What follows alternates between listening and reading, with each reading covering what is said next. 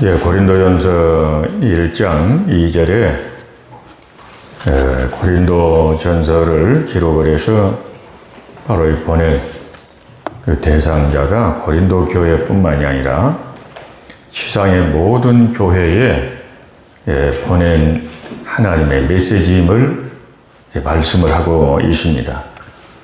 그러면 오늘날 예수 그리스도를 믿는 우리에게도 주신 동일한 메시지입니다. 고린도 교회에는 여러 가지 문제가 있었습니다. 그래서 사도 바울이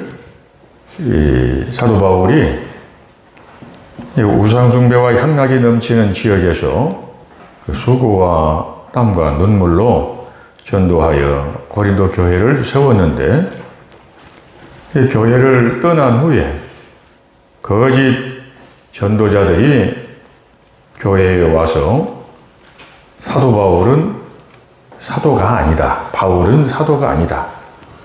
그러므로 보수를 받지 않았다. 이렇게 비판을 했습니다. 그 말에 동조하는 교인들이 있었어요. 그럴 때에 바울 사도를 존경하는 성도들의 그 마음이 어떠했을까요? 1장 3절에 바울이 이렇게 말을 합니다. 나를 비판하는 자들에게 내가 물어보겠다. 이런 말을 합니다. 4절에 우리가 먹고 마실 권리가 없겠느냐? 이렇게 말을 해요. 그리고 또 이 거짓 전도자들이 바울을 비난을 하는데, 바울이 왜 혼자 싱글로 다니느냐? 왜 아내 없이 혼자 전도한다고 하고 다니느냐? 그것도 잘못된 것이다. 이렇게 비판을 했어요. 그 교회를 애쓰고 수고하고 눈물과 땀으로 그리고 값없이 자비량하면서 교회를 세웠는데, 후에 거짓 전도자들이 들어와 가지고 바울을 그렇게 비판을 했단 말이에요. 이게 인간의 그 잘못된 모습입니다. 죄성이에요. 교회를 세운 바울 사도의 수고를 잊지 말고 우리가 그 믿음을 본받아서 우리가 기도하면서 살아갑시다. 이렇게 말을 하지는 못할지언정 바울 사도가 잘못됐다. 이렇게 비판을 했단 말이에요. 그래서 바울 사도가 교회의 문제를 수습을 하려고 이제 말을 합니다. 왜 보수를 받지 않았는가? 왜 값없이 수고하고 복음을 전했는가? 오늘 본문의 말씀에 바로 이 15절부터 이제 19절까지의 말씀은 바울 사도가 내가 죽더라도 교회에 누를 끼치지 않으려고 노력을 했다. 이런 말을 한단 말이에요. 교회의 경제적인 부담을 주지 않으려고 내가 내 권리를 주장하지 않고 내가 보수를 받지 않고 그렇게 주의 일을 했다 하는 이런 말을 합니다. 그리고 이 보수 받는 거, 이게 권리입니다. 권리. 본문에 권리라고 말하고 있어요. 이 보수 없이 복음을 전하고 교회를 세운 것은 바로 피할 수 없는 사명감 때문이었다. 이렇게 17절에 말씀을 하고 있습니다. 그래서 보수 없이 수고하고 애쓰고 고생하고 이렇게 한 것, 사람들이 볼 때는 아마 종처럼 보였을 것입니다. 그래서 모든 사람 앞에서 19절의 말씀에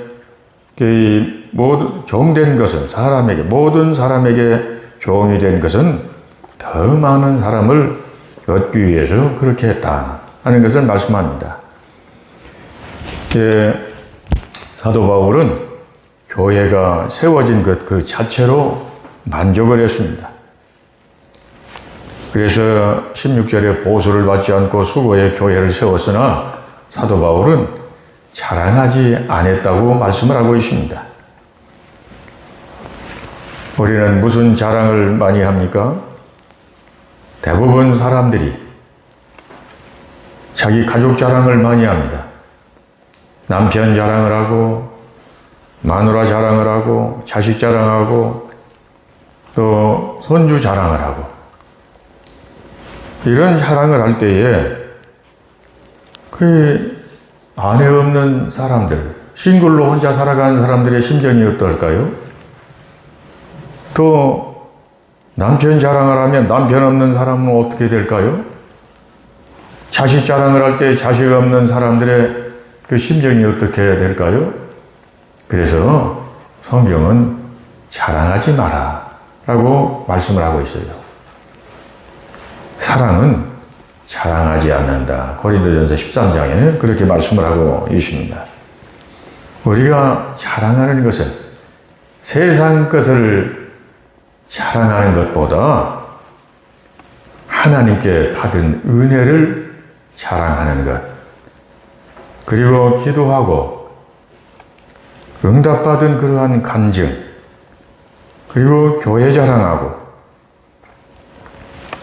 그럴 때에 듣는 사람들의 마음이 은혜가 되고 신앙적인 영적인 도전을 받게 된다는 말이에요.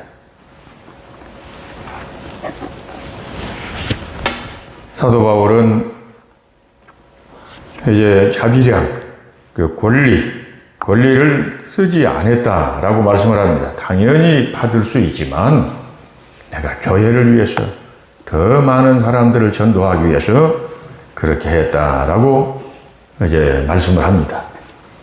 교회에서 권리 주장을 하면 교회가 시끄러워집니다. 바울 사도가 권리를 쓰지 않은 것은 그만큼 교회를 사랑했던 것입니다.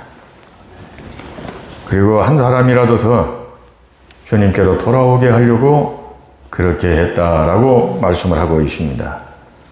우리는 어떻게 합니까? 교회에서 내가 교회를 사랑하고 교회를 아끼고 한 사람이라도 더 전도하기 위해서 우리는 얼마만큼 내 권리를 포기하는가 우리 자신을 살펴봐야 되겠습니다.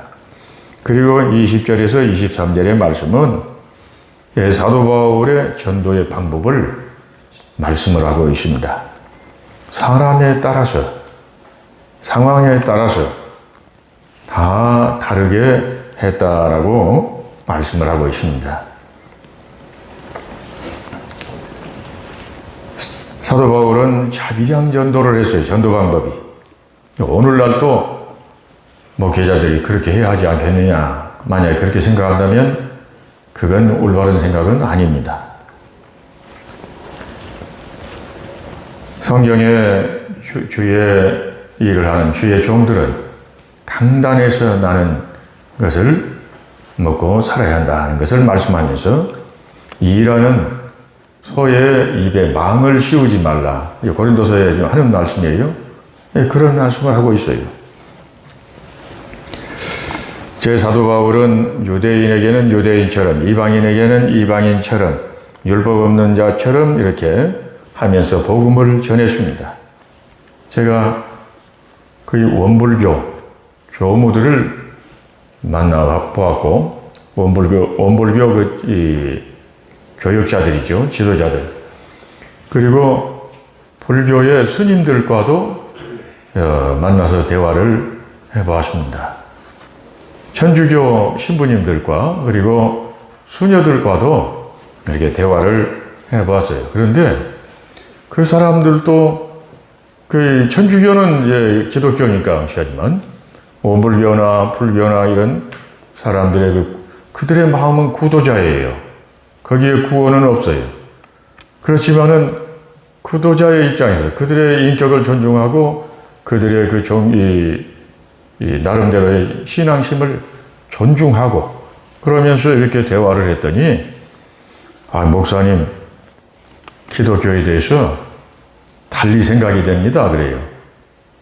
왜 그런 말씀을 하느냐? 우리 물어봤더니 다른 목사님들은요, 우리를 보면 뭐 원수를 보듯이 하고 마귀를 보는 것처럼 외면을 하고 아주 말도 안 하려고 하고 무시하고 이러는데 목사님과 만나서 이야기를 해보니까 아, 기독교가 이렇구나 하고 개념이 달라진다는 것이에요.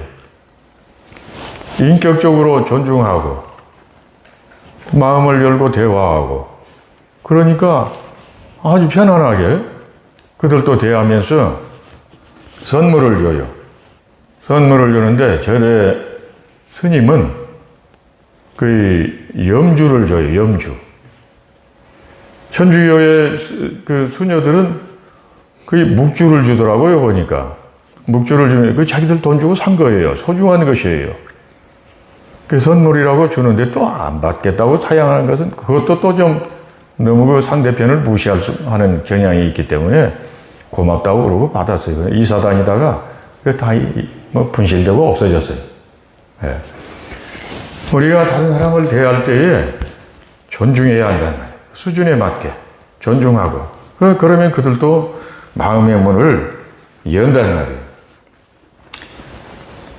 가톨릭의 수녀들과 신부들이 하는 말이 목사님들은 구원의 확신이 분명하시구만요. 그래요.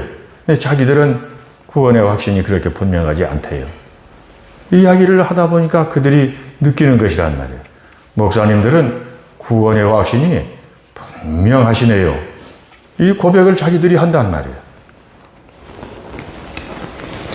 사도 바울은 약한 자들에게는 약한 자처럼 애씁니다. 환경과 수준에 맞춰서 위로하고 공감해 줄 때에 듣는 사람 상대편이 마음의 문을 여는 것입니다. 사람을 판단하고 정죄하고 가르치려고 하면 마음의 문을 닫습니다. 우리가 특별히 전도할 때 세상 사람들과 이념 논쟁하는 것, 정치적인 이야기하는 것, 이거 조심해야 합니다. 마음과 마음이 통하는 사람들끼리는 괜찮지만은 세상의 불신자들을 만나서는 이런 날 조심해야 해요. 바울 사도는 고도의 지식을 갖추었고 여러 은사와 계시를 받은 분인데 약한 자들에게는 거기에 맞춰서 이해해주고 위로하고 존중을 하면서 바로 전도했습니다. 그리고 24절에서 27절의 말씀은 믿음의 절제의 생활을 운동선수의 비유를 해서 말씀을 하고 있습니다. 운동선수들의 목표는 우승이요, 바로 이 면류관을 받는 것입니다. 그걸 바라보고 절제하고 아주 피나는 훈련을 매일매일 하는 것입니다. 지금도 마찬가지예요. 오늘날 또 운동선수들 엄청나게 훈련을 많이 합니다. 그리고 음식을 절제합니다.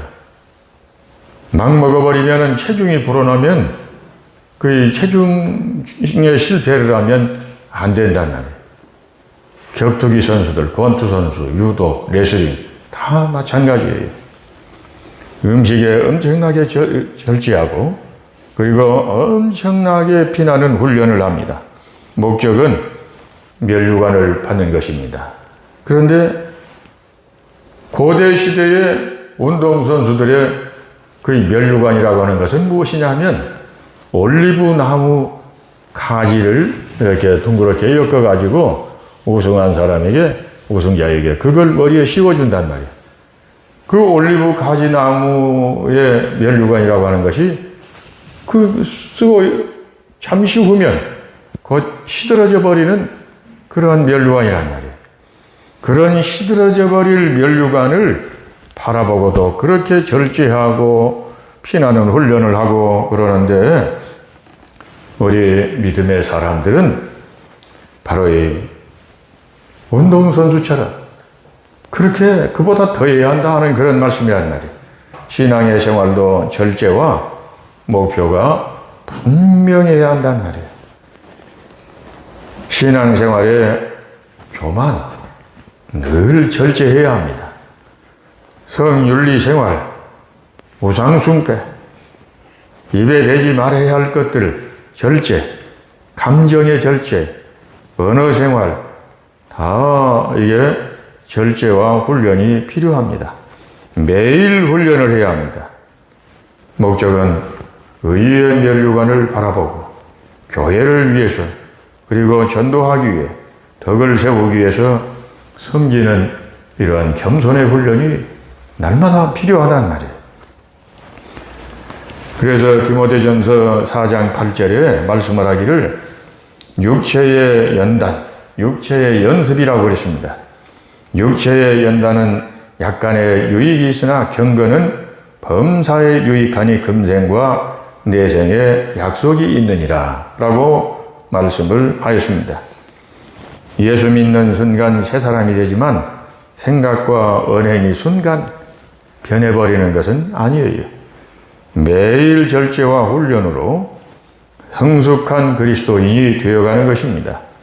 매일 성경 읽고 묵상하고 매일 기도 생활하고 그리고 감정과 언어의 생활에 절제와 훈련이 필요하다는 말이에요.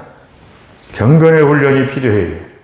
우리의 입술에 늘 하나님 파수꾼을 세워주시고 저의 입술에 재갈을 물려주시옵소서. 이 다윗이 기도했던 내용이에요. 우리는 그런 기도를 하고 그런 늘 훈련을 하고 연습을 해야 되겠습니다. 그럴 때 우리가 생활 속에서 빛으로 흑음으로 나타나게 되고 주변에 선한 영향력을 끼치는 그리스도인으로서 살아갈 수가 있고 덕을 세울 수 있게 되는 것입니다. 기도하겠습니다.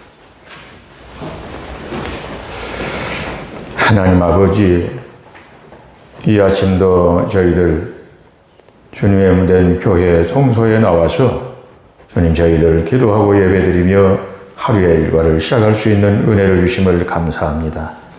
저희가 교회를 위해서 무엇을 해야 할지 깊이 생각하고 교회를 위해서 절제하고 자제하고 그리고 경건의 훈련을 매일매일 해가는 저희들의 삶이 이루어지기를 원합니다. 생활 속에서 이제 빛으로서 소금으로서 선한 영향력을 끼쳐가며 그리스도인으로서 덕을 세우며 하나님께 영광을 돌리기를 원합니다. 하나님, 그리고 우리가 교회 생활할 때에 특별히 목회자를 비난하는 일이 있어서는 안 되겠습니다. 하나님, 늘 교회를 위해서 권리 주장하지 않고 겸손히 생활해가는 저희들의 삶이 이루어지기를 원합니다.